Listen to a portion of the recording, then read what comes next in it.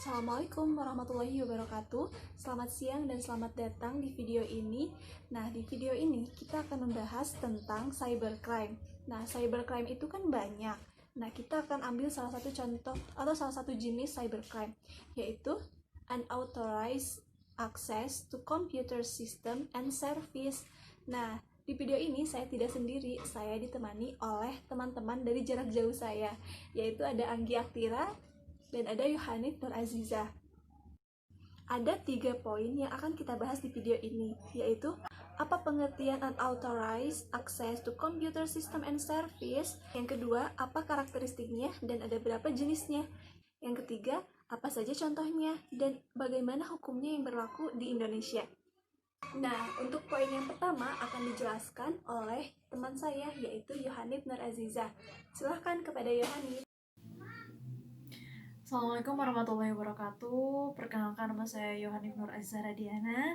Pada kali ini saya akan membahas apa sih unauthorized access to computer system and service. Apa saja karakteristiknya? Mari kita bahas bersama-sama.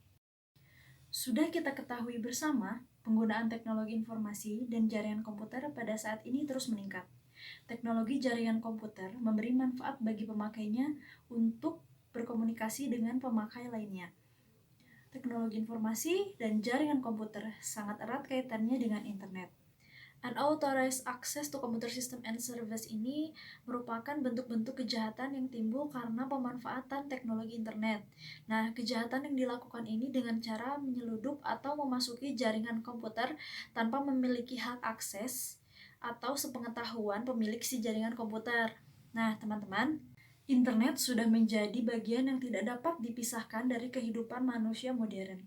Belajar internet, belanja internet, hampir seluruh aktivitas diakses dan dapat dipermudah dengan adanya internet. Biasanya, hacker atau pelaku kejahatan tersebut memiliki motif untuk mensabotase dan mencuri data informasi penting.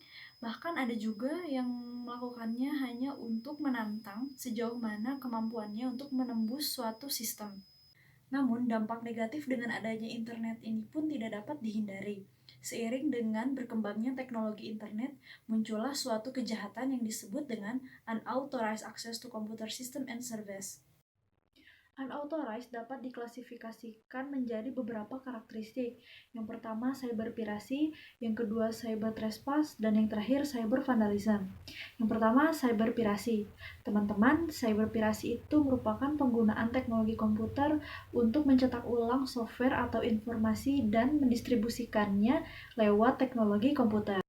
Unauthorized access to computer system and service ini sebagai bentuk kejahatan yang timbul akibat adanya komunitas dunia maya memiliki karakteristik tersendiri, diantaranya ruang lingkup kejahatan, pelaku kejahatan, sifat kejahatan, modus kejahatan, dan jenis-jenis kerugian yang ditimbulkan. Yang terakhir, cyber vandalism. Cyber vandalism merupakan penggunaan teknologi komputer untuk membuat program yang mengganggu proses transmisi elektronik dan menghancurkan data di komputer. Nah, itu tadi materi yang dapat saya sampaikan. Materi selanjutnya akan disampaikan oleh rekan saya, Rika Karlina. Terima kasih. Nah, selanjutnya, apa aja sih jenis dari kejahatan ini?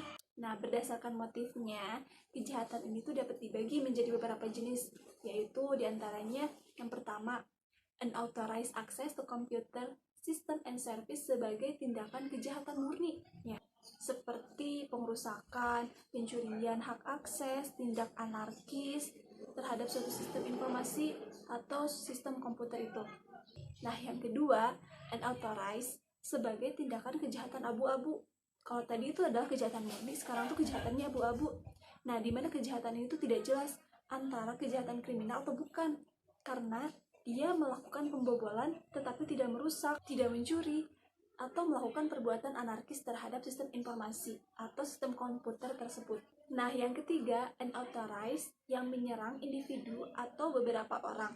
Nah, kejahatan yang dilakukan terhadap orang lain dengan motif dendam atau iseng yang bertujuan untuk merusak nama baik, mencoba ataupun mempermainkan seseorang untuk mendapatkan kepuasan pribadi. Contohnya mencuri data, pengrusakan nama baik, lalu pembajakan. Nah, sering banget kan kita menemukan hal-hal yang seperti itu. di mana media sosial kita dibajak oleh orang yang nggak dikenal. Yang keempat, unauthorized yang menyerang hak cipta.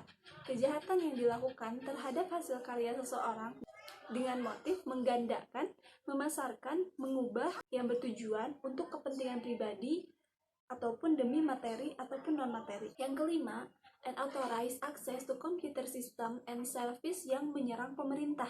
Nah, kejahatan yang dilakukan ini adalah pemerintah sebagai objek dengan motifnya melakukan teror, membajak ataupun merusak keamanan suatu pemerintah yang bertujuan untuk apa sih? Mengacaukan, ya kan, mengacaukan sistem pemerintahan.